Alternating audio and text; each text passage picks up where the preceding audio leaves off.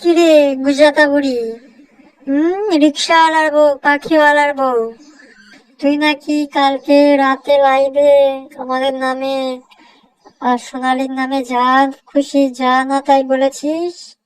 তোর হনুষ্কা সতীন এসে আমাদের কমেন্ট বক্সে এসে বলে যাচ্ছে তুই আমাদের সম্পর্কে লাইভে যা না তাই বলেছিস উল্টো পাল্টা।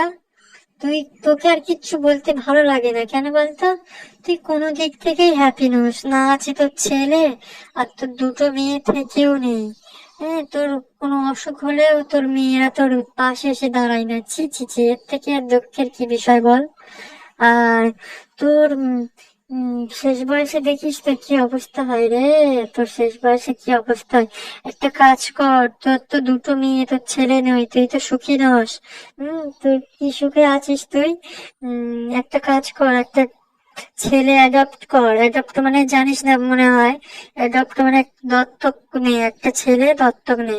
দেখবি তোকে দেখবে শেষ বয়সে খুব ভালোবাসবে, যত্ন করবে। একটা ছেলে দত্তক নে তুই। আর তোর তো লিভারে ইনফেকশন হয়ে গেছে, থাইরয়েড।